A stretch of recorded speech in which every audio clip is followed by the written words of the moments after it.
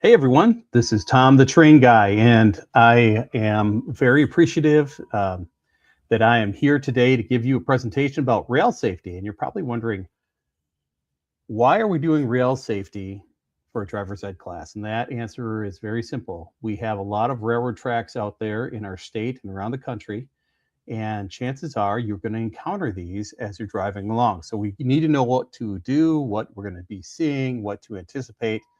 And we're also going to talk about trains. So I am Tom the Train Guy. I am here on behalf of two organizations. One is Minnesota Operation Lifesaver. I've been a part of Minnesota Operation Lifesaver for 10 years. Operations Lifesaver is a group dedicated to safety around the railroad tracks, not only at the railroad crossing, but down the tracks either way. We want people to stay safe and stay alive. Trains are big machines. We're going to talk about that. And we want you to be safe around railroad tracks. I'm also here on behalf of your federal government. I'm with the United States Department of Transportation in the Federal Railroad Administration. So that's an agency that is about safety at the railroad tracks, safety on the railroad. We regulate the railroad, and I am a rail safety inspector. That means I inspect things on the railroad, including railroad crossings. That's my specialty, is railroad crossings. And I also do quiet zones. We'll talk about that in a little bit, and investigate accidents.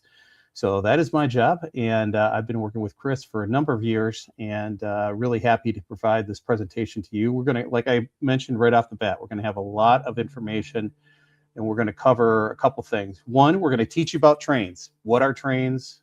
What's a locomotive? What can they do? What can't they do?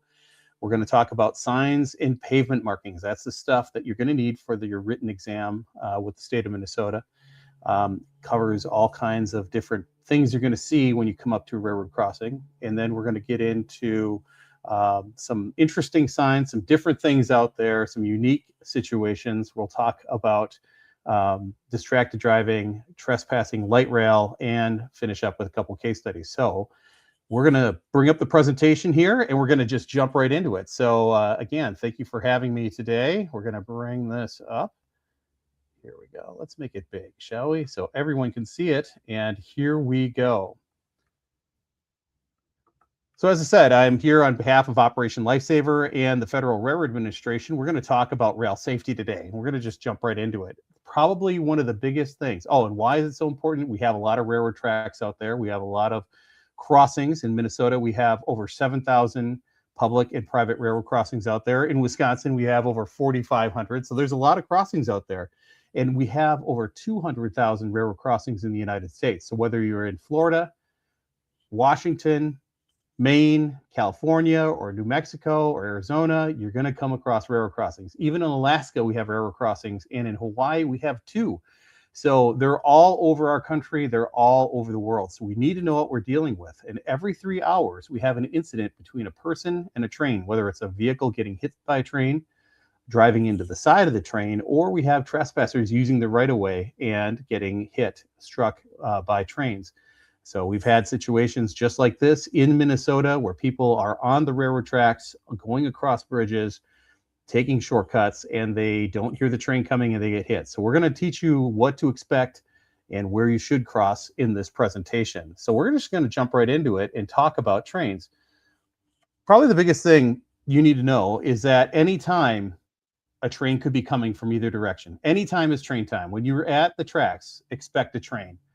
Trains, they show up randomly sometimes, even though they do have a schedule, and you think you know that schedule because they come in roughly the same time every day and leave the same time every day.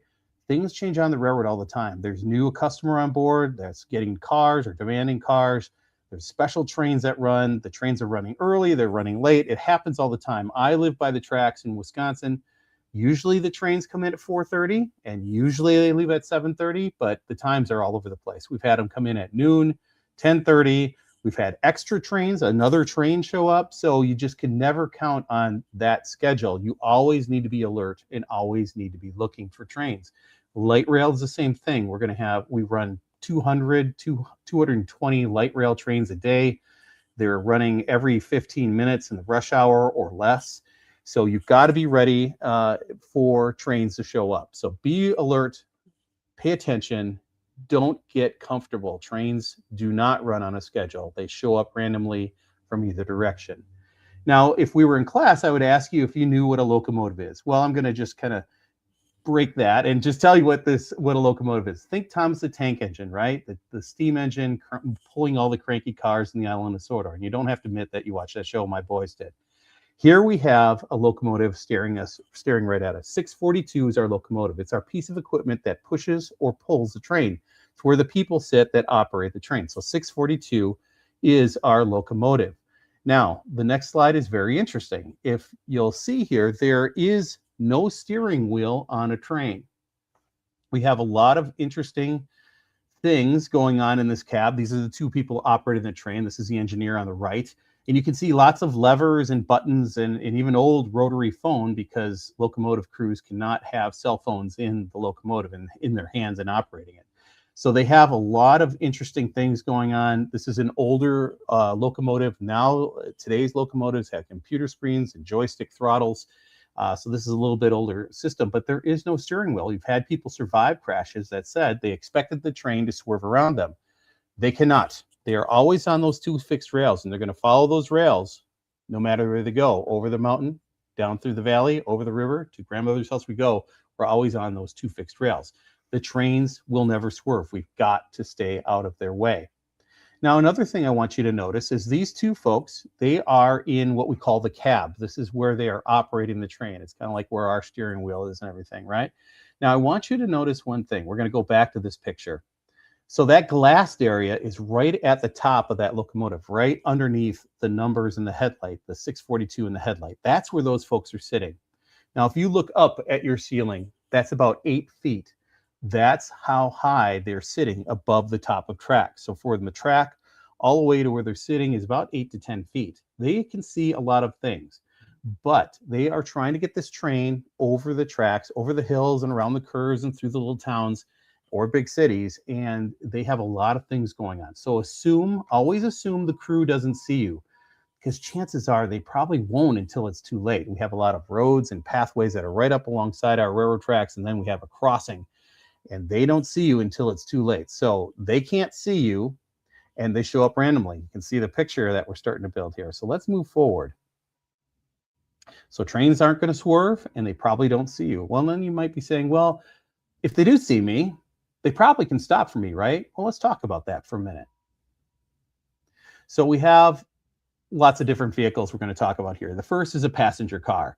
So your car, you're going to a destination. You're going down the highway at 55 miles an hour. It's a great day outside. It's dry pavement, good tires, perfect conditions. You're driving along. You see something on the side of the road that makes you nervous, and you hit the brakes. Well, how far are you going to go before you come to a stop? So you're driving along at 55 miles an hour. You see that thing and you hit the brakes.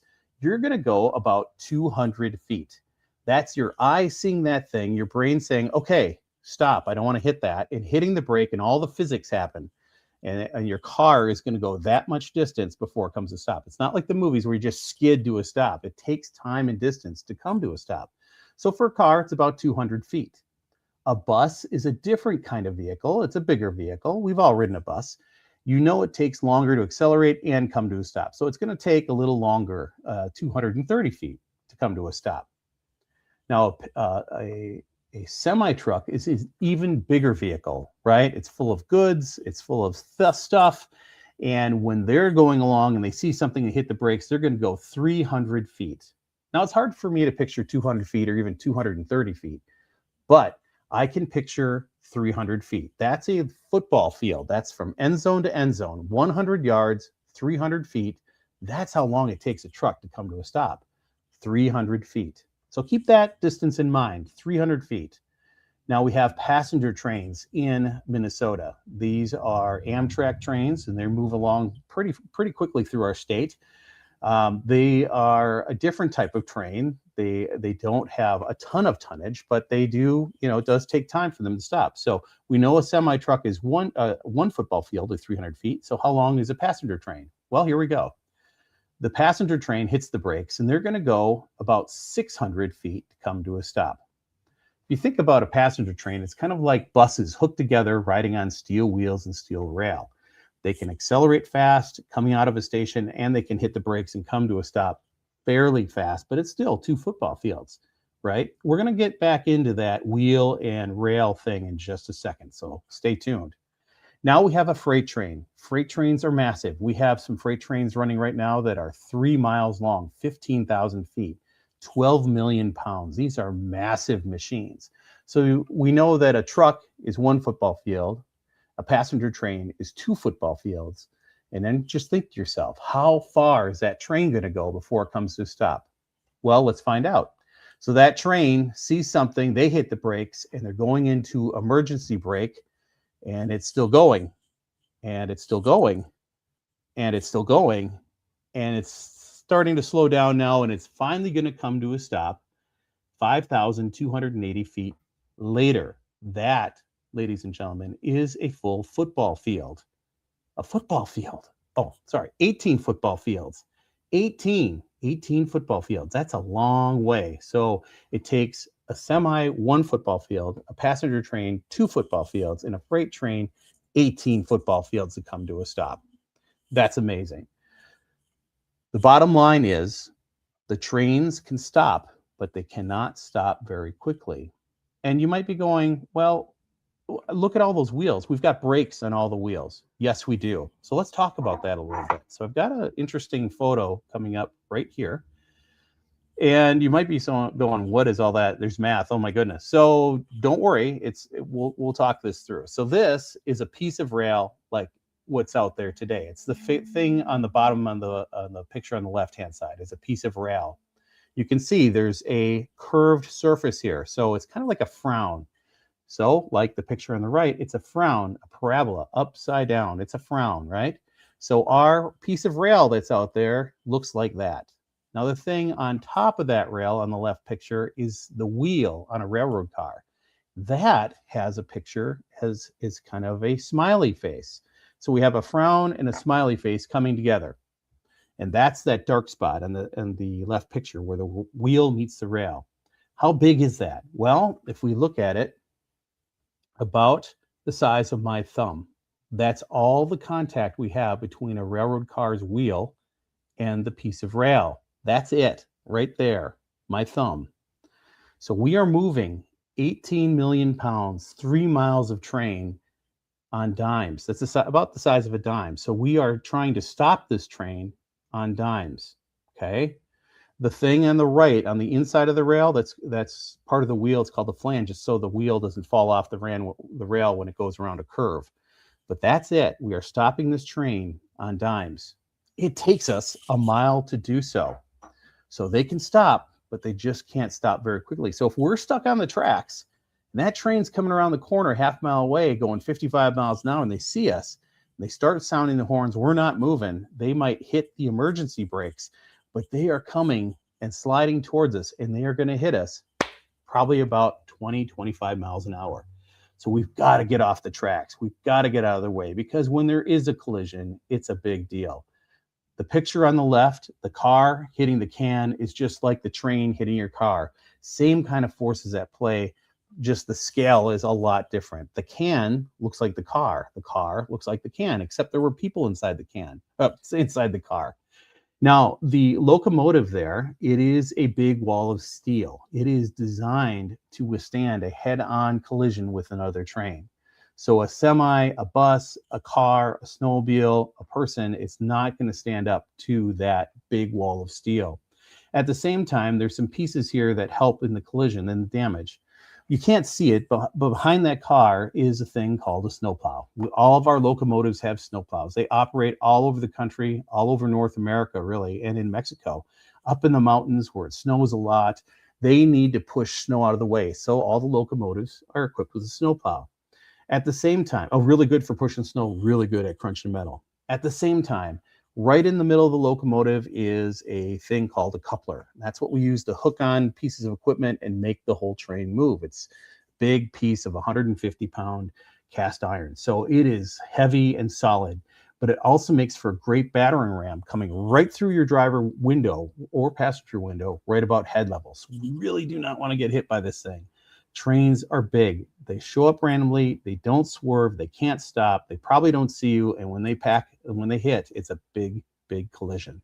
So light rail is a little different. It's a smaller vehicle and it can't withstand a collision with a freight train, but it can pack a big punch as well. They have couplers and they have snowplows. So we need to be aware of that. We need to stay out of their way.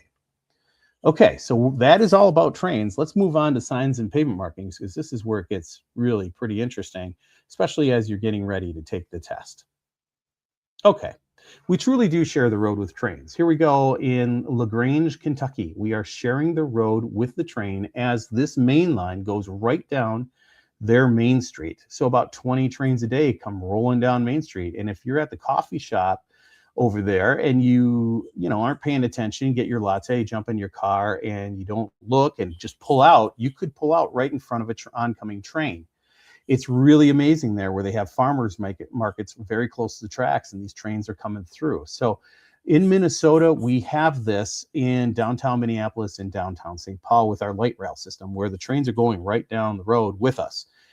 We also have this condition in Winona, Minnesota, kind of on the south end of town. There's a line that goes to a grain elevator. It's like this, but the trains, there's only a couple a week, and it's really low volume roads. And then we also have the situation in Shakopee, Minnesota, where we have the tracks going right through downtown.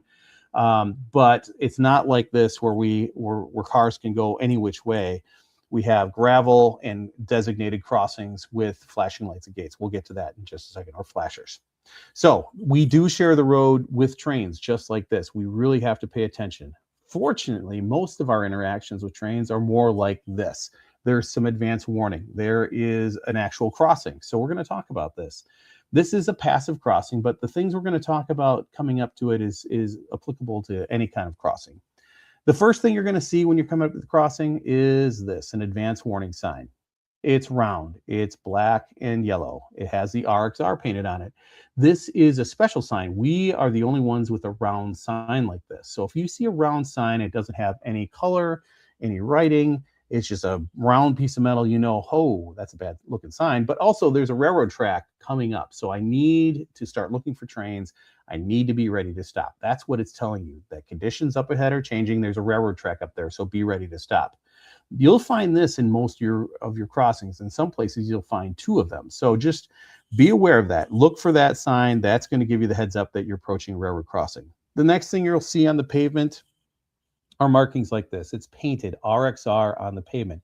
And usually that advanced warning sign and that pavement marking lines up, but sometimes it's not. We're working with communities on that. So they should line up, and they're both giving you the same information that, hey, there's a railroad crossing ahead. Be ready to stop, start looking for trains.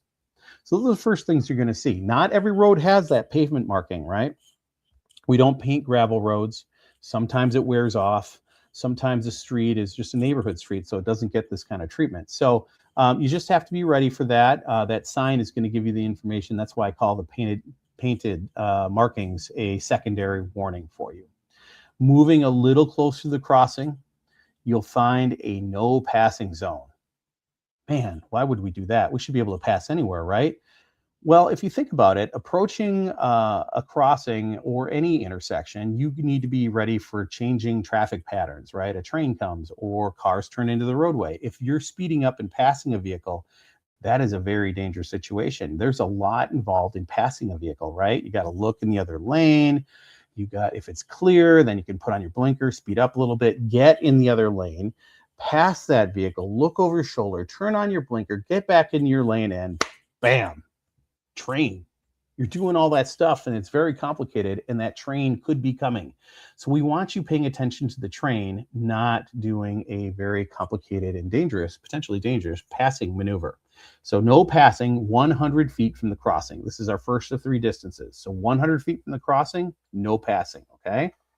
Now, our next distance is 50 feet from the crossing, right up there on the right-hand shoulder. 50 feet from the crossing is a no parking zone. We do that because imagine if we parked a big truck or an RV or a food truck or something up there. We could potentially block your vision. You can't see the train coming if there's a big semi right up there, right? So we want that to be a no parking zone 50 feet from the crossing. It is amazing. Some people just park right up to that crossing, and they're really blocking sight lines. So don't do that, please. Okay. So 100 feet, no passing. 50 feet, no parking. Okay. Those are our first two distances. We'll get to the third one in a second. So here we are, passive crossing. That means there's no lights, bells, or gates. It's just a good old-fashioned sign. Here's another unique sign. So the round sign is railroad crossing ahead. This X is called a crossbuck, and it's been around since the early 1900s. This is telling you, this is a fancy yield sign, essentially. The crossbuck is a yield sign. It is telling you that trains have the right of way. You have to stop and wait until it's safe to proceed. Below the crossbuck, it's black and white too, so it's regulatory sign. Sign below the crossbuck is either a yield sign or a stop sign, okay? The yield sign means the same thing as a crossbuck. It's just the same thing. And then the stop sign has actually turned this into a stop controlled intersection for us, for motorists.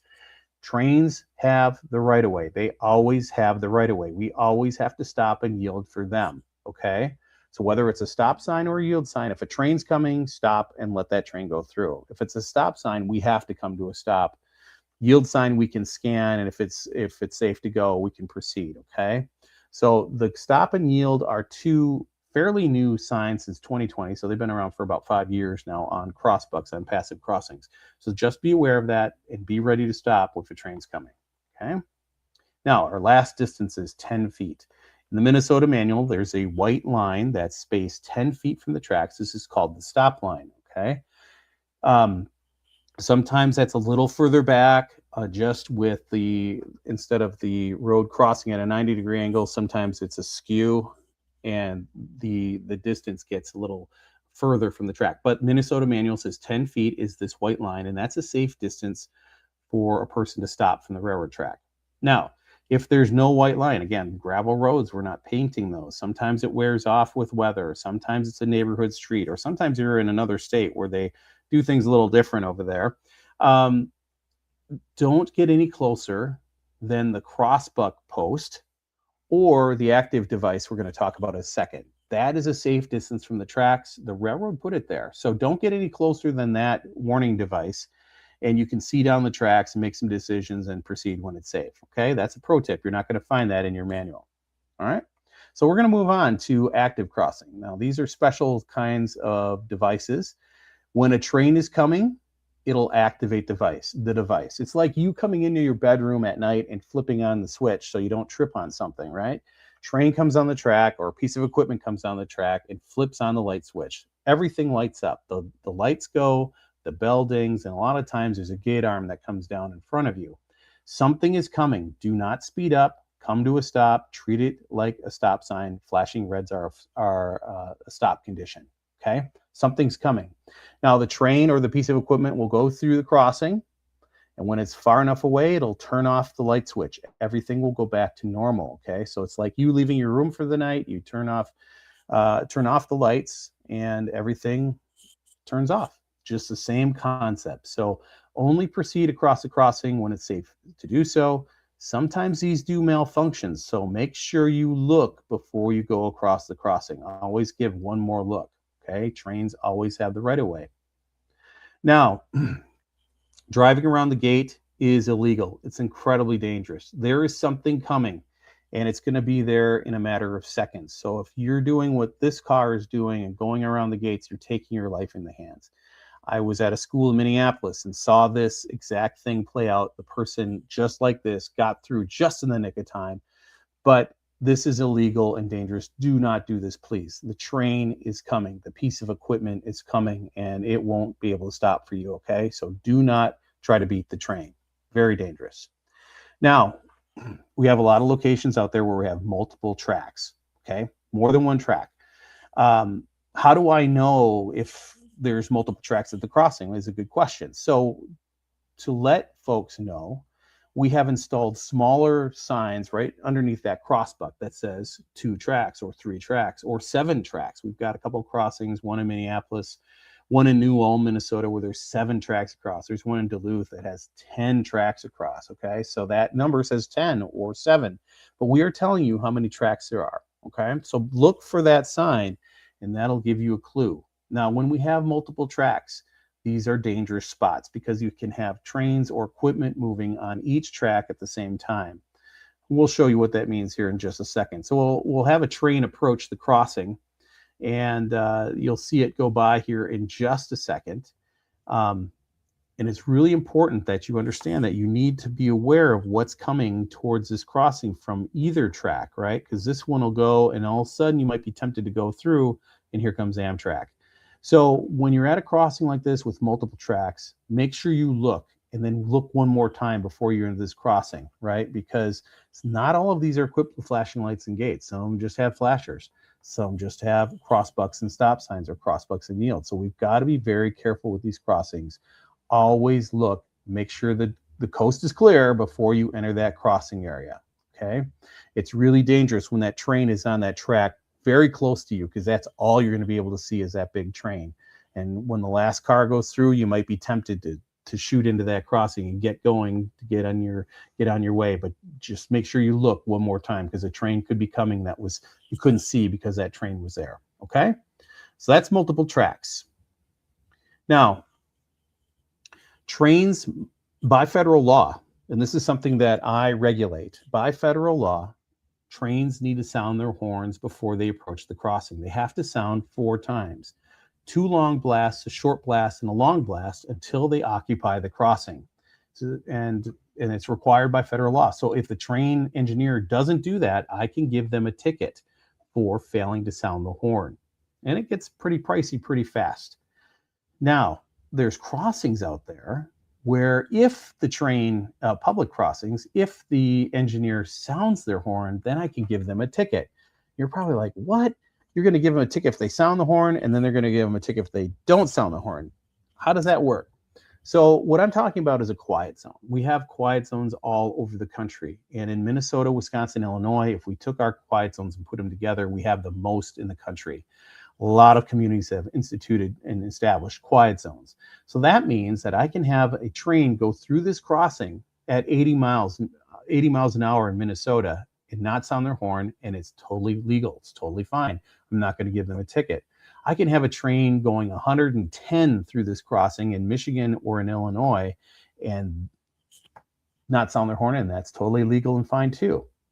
In fact, if they sounded their horns, I would give them a ticket. So a quiet zone, the community's done some things, submitted paperwork, gone through the steps, and improved the crossings, and now the trains do not sound the horns, okay? They can sound their horns if there's an emergency. If it's an established quiet zone, they have to sound their horns if there's people too close to the tracks, animals on the track, people working on the tracks, a car is stuck on the tracks. You know, if there is an emergency situation, they will sound their horn. Otherwise, they won't. It's a quiet zone, and trains will just go through this crossing and not sound their horn at all. So we have quiet zones in Minneapolis, St. Paul, Wayzata, Rosemount, Chaska, all over Minnesota and over in Wisconsin as well. So just be aware of that. And how do I know it's a quiet zone? Well, you can see a little sign right beneath the advanced warning sign, the round sign there. It says no train horn. That's your indication that this is a quiet zone. So usually the signs look like this, except they're a little bigger. It's a little bit older sign here. Here's a sign. Some communities have put this up. Minneapolis had a couple of these installed. And then these are the really old sign that we're trying to get rid of. Plymouth had these, and Bayport, Minnesota have these, and we're trying to get those removed and updated. So those are the old school signs that aren't compliant anymore. So they're all telling you the same information, though. They're still out there. So if you see a sign that says no train horn, that train's not going to sound their horn unless there's emergency. So be ready for that, okay?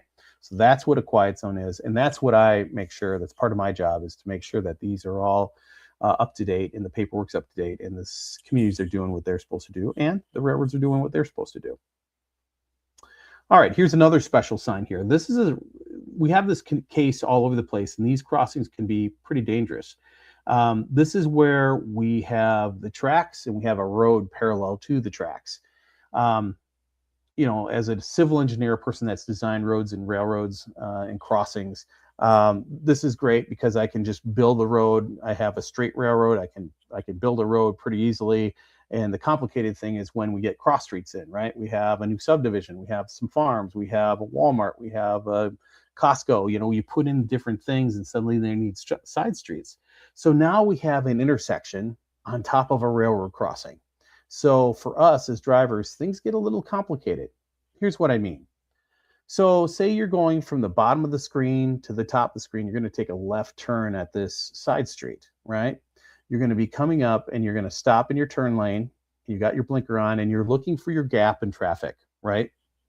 You're looking for the distance between two vehicles to be big enough where you can make your turn safely and go on your way. So you're looking for your gap in traffic. Oh, I've got my gap. I can make my left turn safely. Before you do, and you see the sign, before you make the turn, you're going to start scanning down the track. Is there any trains coming towards me? Then I'm going to look behind me and I'm going to look and see if there's any trains coming up from behind me. Because if there's a train, we're going to let that train go through the crossing before we make our turning movement. And here's why.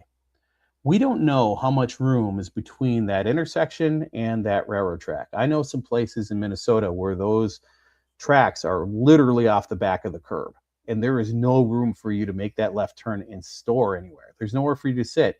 If you make that turn, you're going to be sitting in the middle of the intersection, locking it up and creating intersection gridlock. Plus, you're a target for distracted drivers. So in this case, if there's a train coming, you wait and you let that train go through. Then you let the traffic clear out and you start looking for your gaps again. Okay, so again, not every case like this is flashing lights or flashing lights and gates. Some of them just have crossbucks and yields, or crossbucks and stop signs. So we've got to be looking for the trains. And if there's a train, wait, let everything clear out after the train goes through, and then start looking for your gap again. Okay, I just don't want you to make that turn, get stuck in the middle of the intersection, and then be a target for distracted drivers who are coming your way. So just be aware of that. And we'll talk about the leg of the intersection where you got to cross the crossing and then get to the intersection in just a second. Okay, we're going to skip through here. 3 don'ts. So we have 3 don'ts here. 1, don't pass in the tracks. That's a 100-foot no passing zone. So remember that, right? 50 feet is no parking. 100 feet is no passing. Now, some of us have, a lot of us have automatic gear shifts. You know, it just automatically shifts from gear to gear to gear. Others have the manual transmissions, clutch, brake, gas, and the stick. A lot of fun. I had one myself and they were a great time. The issue is when we're learning, we stall a lot. So make sure that when you're learning and you're starting to drive with the manual transmission, get over the tracks before you shift. I just don't want you to stall on the railroad tracks, panic, flood your engine, and get stuck there. Okay, so get over the tracks and then shift. Everyone else with automatic transmission, like me, don't worry about it. It does it automatically. Now the next piece, don't stop on the tracks. It's illegal, but it happens every day. Okay, so this is back to this scenario right here where you have the intersection on top of the railroad crossing. Now you're coming from the left side of the screen. You're coming over the crossing to the intersection.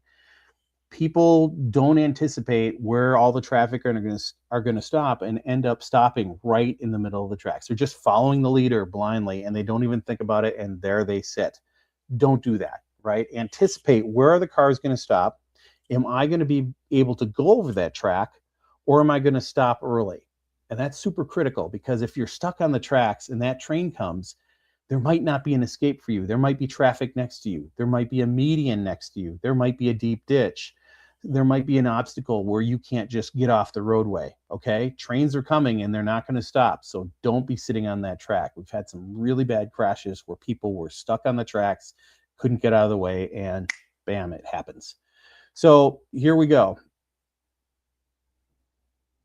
We got to anticipate where the vehicles are going to stop. And if we can stop, we can go across the crossing and join them, or stop early.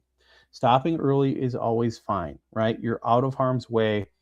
You don't have to worry about getting over the tracks and is your bumper hanging out. That's what you really don't want, is your bumper or any part of your car hanging over the tracks. The other thing you need to worry about is if you're pulling a trailer. Your vehicle has gone from 20 feet to 40 feet, 50 feet, depending on the trailer, right? And it could be a boat, a camper, ice castle fishing house, a pontoon, a job trailer, horse trailer, whatever it is. probably something really cool, and you don't want the train to hit that. The trains take up a lot of space. So if you're pulling a trailer, your vehicle's gotten that much bigger. So you really think about, can you get all the way across the tracks and clear of the tracks, get away from the tracks? Imagine if you're pulling a boat and you've tilted that motor up, so your vehicle's gotten that much longer, and your motor is hanging over the tracks or in the red area. When I'll talk about here in the red area.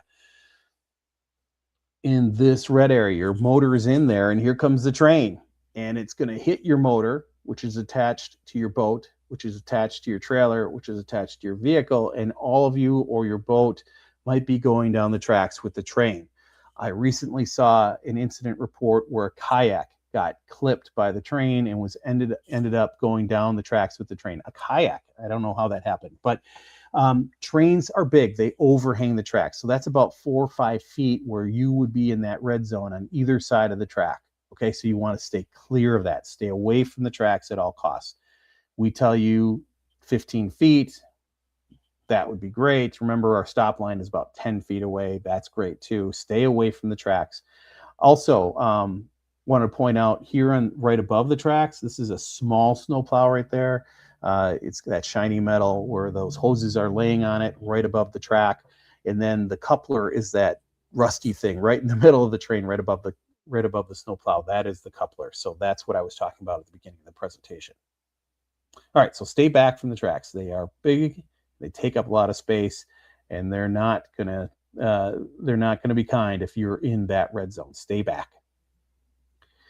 Now, there's 2 types of vehicles that must stop at railroad crossings according to Minnesota state law. One is a bus. Any kind of bus, from a school bus to Taylor Swift's tour bus, must come to a stop at the crossing. You've probably been on a bus where they open up the windows and doors, they're looking down the tracks, they're listening. That is required by state law.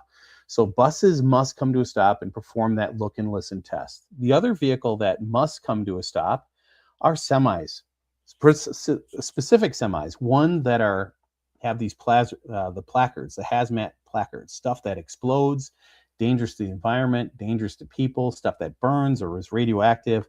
They have special signs, and that's what these are, that are put on the tanker truck or the semi truck or container, and it tells you that, hey, we're carrying hazmat, and they will stop at crossings. They perform the same look and listen test, although they usually don't open their windows, but they're performing the same test as the bus. So they must come to a stop at crossings, all public crossings. They're going to do that. However, there's always a loophole, right? So we have our exempt crossings. These are crossings where one of two conditions are at play. One, stopping those vehicles would create a traffic hazard. Imagine a track crossing a freeway, right? Or a very busy county road. You might sign that exempt because you don't want the buses and trucks stopping in the middle of the lane with cars going 60 to 70 miles an hour or 80 miles an hour right up behind them. So we'll sign those crossings exempt. So the trucks and the buses will operate just like we do, okay? The other condition is where we have trees growing up in the tracks, or there's just not a lot of train traffic out there, maybe a couple trains per month or a couple a year. So these are special conditions. We'll sign the crossings exempt, and then the buses and trucks will operate well like we do. What I like to say is, if you're following a bus or a tanker truck, give them plenty of space. They're going to hit their hazards. If it's not exempt, they're going to hit their hazards, come to a stop, look, do their listen test, and continue on if it's safe, okay? If it is exempt, they'll scan just like we do, give them plenty of room to do their thing, and then you'll be on your way. So just be aware of that, okay? When you're on the exam, the behind the wheel exam, you're gonna probably come up to an exempt crossing, or maybe you'll come up to an exempt crossing. Make sure you exaggerate your look down the tracks. Who knows, today could be train day. New customers come on board all the time, and suddenly that exempt track is going to be really busy. So we don't know what's happening. We just have to do the best we can and make sure we look down the tracks at all times. Now, this is a special crossing as well. So this is a humped crossing, low ground clearance crossing. We used to call it a humped crossing. It's like a camel's hump. So we have the tracks at one level, and we slope the road up to meet the tracks, and we slope it back down again. Or if you're in Northfield, we slope the road up to the tracks, and then it keeps going up to another track and keeps going up. That's over by Ziggy's, the gas station. So it's got multiple levels there.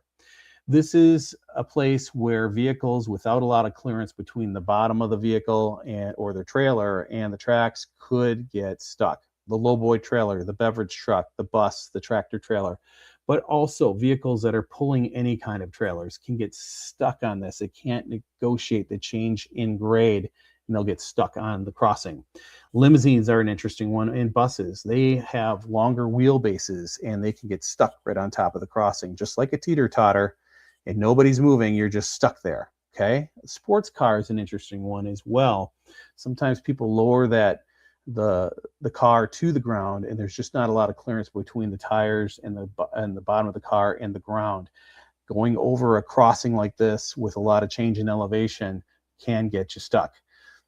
And you might think, oh, I'm never going to drive any of that stuff. I'm never going to get into a situation like this. But we had a person in South Dakota that went up to a crossing, had a big trailer on the back of their truck, and got stuck just like this.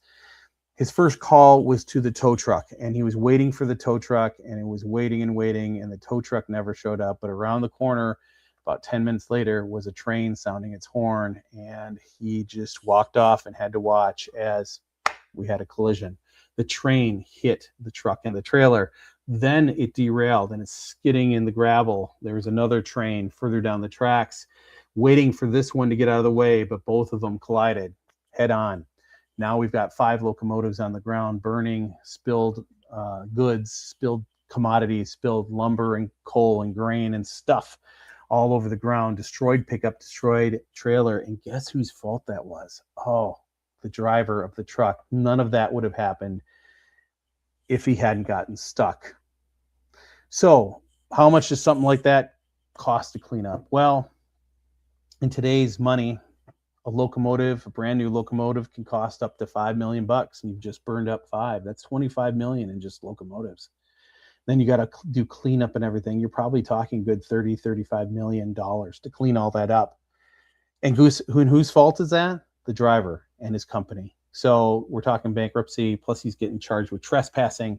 It's a big deal. So when you are pulling a trailer or driving one of these special vehicles, bring these back up, any of these special vehicles, and you see a crossing, you see that sign right up in front of you, go to a different crossing, right? There's a crossing that's either a block away or a quarter mile away or half mile away that will take you to the same place, and you won't have to do this weird going over this hump. You can get to a different crossing and get to the same place. We've got these signs in Elk River, Minnesota, Northfield. We should have it in Dundas. We've also got it down in the Mississippi River Valley at some crossings south of Red Wing. So be careful out there. If you see the sign, go to a different crossing, okay? Very important. Okay. So what should that person have done? Call the tow truck company. But there's another thing he could have done that would have saved him and not caused this derailment and destruction of all this property. So if you're broken down on the tracks, you are not moving. Your car cannot be moved. You can't get out and push it. It's just stuck there, right? Maybe the axle broke or something. Bearings went out. Get everybody out of the car. That's the first thing. And the gentleman did that right. He got off the car and went to a safe place. So there's no train coming. So we're going to say the safe place, getting out of traffic. It's back over here by this planter. And when you're there, don't just wait or call. You can call 911, but there's someone else you can call too. You can actually call the railroad. So you're going to find this blue and white sign. It's called the Emergency Notification System sign. There's a number on it. The railroad has a phone number. Each railroad has their own phone number. So you call that and you'll talk to somebody. You'll talk to somebody at the railroad. You might have to press 1 or 2 to get to the right person, but you'll talk to somebody and they'll ask you what the problem is. They'll ask you what your name is and ask you if you're okay. And then the big question comes. Where is this happening? What's going on there? Where is this? And this is where people get confused because we don't know where we are. We don't know the name of the road. Sometimes the road of the name changes. Sometimes the railroad calls it a different name. So to solve that problem, each crossing has a special code. And that's this number in the white box. It's 6 numbers with a letter of the alphabet. That's called the DOT number, and it's the specific ID for that crossing. So if you give the railroad that number, they know where you are. They know exactly where the problem is. And they can stop the trains or send somebody out to fix the problem or notify others, or even notify the authorities. So if say this signal is malfunctioning, the lights are going, the gates are going up and down, there's no train in sight, they will send somebody out to fix that problem. Or your car situation here, they'll stop the trains and they'll ask for you to call back when the tow truck arrives and pulls your car out of the way so they can start running trains again. Remember, they don't want to hit you. So there are things in place to help prevent that. And it's also for, say, a train is stopped on the crossing. You can use this ENS sign and report that to the railroad. A tree falls over in a big storm. It's blocking the tracks or part of the crossing, or somebody skids in the ice and snow and knocks down the warning device or the crossing mast or breaks through the gate.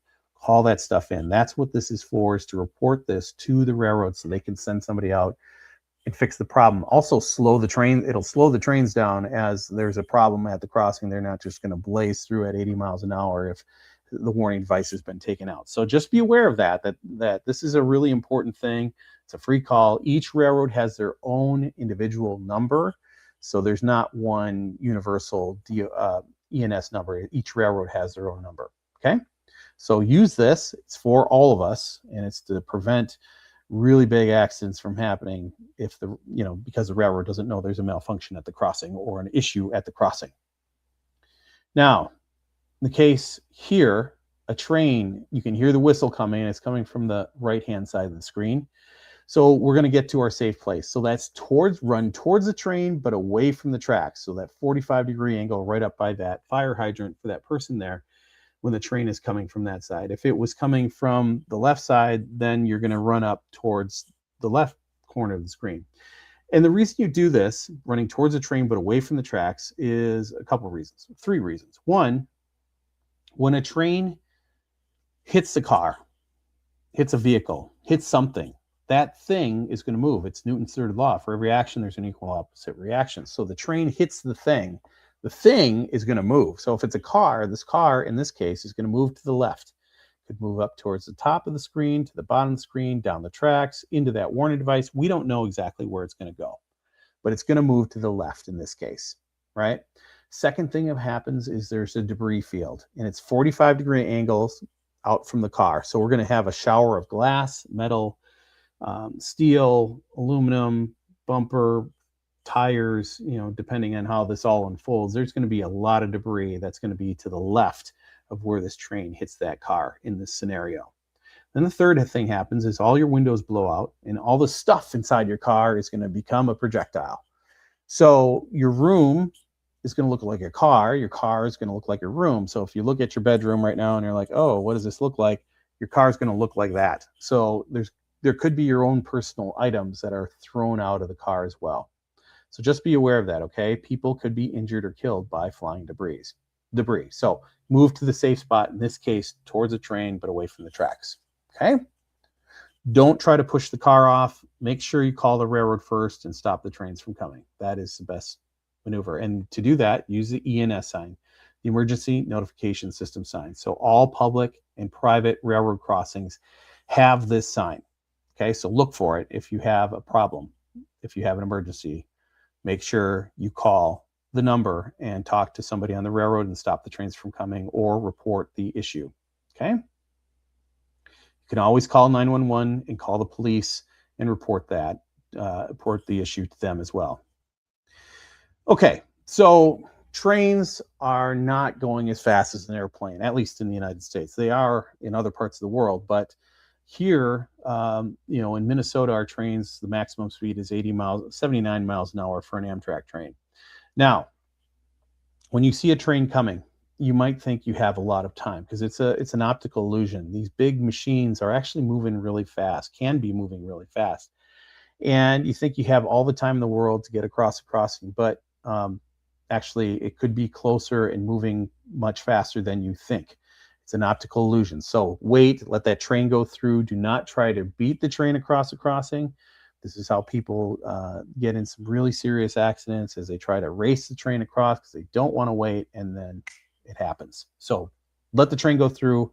You'll be on your way shortly. Just don't try to beat the train. Also, driving at night can be tricky, especially with our weather conditions, snow and ice and fog and heavy rain. Some of these crossings are in the middle of nowhere where it's really dark out there. Not all of these crossings are equipped with flashing lights and gates. So you could be out in the middle of the woods or the fields in southern Minnesota or northern Minnesota, and you come up to a railroad crossing. Adjust your speed, look for the advance warning sign, adjust your speed, be ready to stop, especially when we have our snow-covered or ice-covered roads. I just don't want you coming down that hill and, oh, there's a train at the bottom, you're jamming on the brakes and sliding and potentially running into the train. So be very careful out there, especially at night in poor weather conditions, okay? Distracted driving, the struggle is real. We see a lot of folks doing a lot of these activities. You are probably going to be the best driver in the world, but you got to be ready for mayhem like me. I could be doing all of these things at once in the car and in the vehicle. So you got to be ready to react, and you throw railroads or light rail into it and it gets really scary really fast. So be paying attention, stay focused. Don't be multitasking in the vehicle, please. Okay. Now, light rail is in the Twin Cities. We have it downtown Minneapolis, downtown St. Paul, between the two cities. We're expanding the system all the way out to Eden Prairie. So in downtown Minneapolis and downtown St. Paul, it does look like this in places where we are sharing the road with the train, just like a trolley system. Between Minneapolis and St. Paul, we're running down University Avenue. So the light rail's in the middle. We have traffic going one way in one lane, and we have traffic going the other way in the other lanes. Light rail in the middle. So every time you take a left turn on University Avenue, you are crossing the tracks. How does this work? Well, when I have a green light, light rail has a red light. When light rail has a green light, I have a red light. So imagine you're going to the state fair and you're in that left turn lane on Snelling and University. You're going to turn left onto Snelling and you're waiting and waiting and waiting, and finally you get your chance to go. But the light's turning yellow and then it's going to turn to red, and you're sneaking out there on a yellow and it's turning to red. Here comes light rail, full speed, and things can happen. So be very careful in light rail territory. Wait your turn. You'll get a green shortly. Just don't edge out there and take the illegal left, okay? That is super dangerous. Never walk down the light rail tracks. Never ride your bike down the railroad tracks. Light rail is very quiet. They're coming quick. They're trying to make up time. So stay off the tracks, especially after a game or event.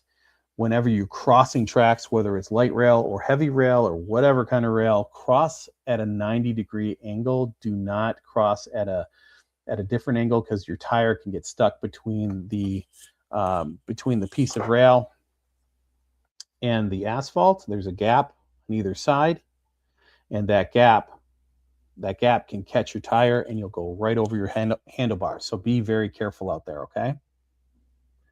All right, and then we don't need to run, and there's no step up or step down. Our light rail system is very well thought out and designed, so it's just going straight into the cars and everything, okay? Okay, so trespassing is dangerous and illegal. Excuse me. Our numbers continue to increase every year as people continue to get closer and closer to the railroad tracks. I mean, it's a green space. People see it as a green space and a place to go or take a shortcut or hang out. But going onto railroad property, it is private property, and you are trespassing, okay? So we see all of these kinds of activities out there. People hanging out, people riding ATVs, people just enjoying nature, taking shortcuts. And then the one in the lower right where they're taking photography, the photographers are out there. You don't have permission to be out there. Sometimes it's hard hearing the trains coming, believe it or not. You can't hear it until it's too late. And I've seen professional modeling shoots on railroad tracks. Do not do that. There is no escape. Sometimes stay off the tracks. You are not supposed to be there. Okay, stay away. Don't put anything on the tracks. Okay, remember our railroad car, our wheel, was only the size of my thumb, and supporting 286 to 315,000 pounds per rail car. So anything you put on the railroad track is going to become debris and shoot out at you. Plus, you're trespassing to put that thing on the track. So stay back, stay alive. You do not want to be up by the tracks. Never throw anything at the trains. Don't put anything on the tracks. Just stay away. We do have a few tunnels in Minnesota with active trains. These tunnels are built for the train, not for a lot of people and the train, or for people and the train. I mean, some of these tunnels are really tight, and there are safety spots, designated safety spots built into the tunnel. But we've had professional inspectors in there, and a train shows up and they can't get to those spots in time. So stay out of the tunnels. Do not go in the tunnels. There's no room for you. It's just enough room for the train, okay? So stay out of the tunnels. We do have a lot of bridges out there, a lot of bridges over rivers and creeks and swamps. Bridges are designed, again, for the train. There's not a lot of room up there, okay? There's not a lot of room for people to hang out and while a train's going by. So stay off the bridges. Stay out of the tunnels. There's no room for you there. It's not Stand By Me, the movie. We can run out of the way and jump into something safe. It is just you and the train. So stay off the tunnels. Stay out of the tunnels. Stay off the bridges, okay? Now, trains can move. They stop, and then they move without warning, okay? Crawling on, over, through, trying to get a ride on trains is extremely dangerous. Everything you see on the railroad is greasy, grimy, dirty, dusty, icy, really hard to hold on to.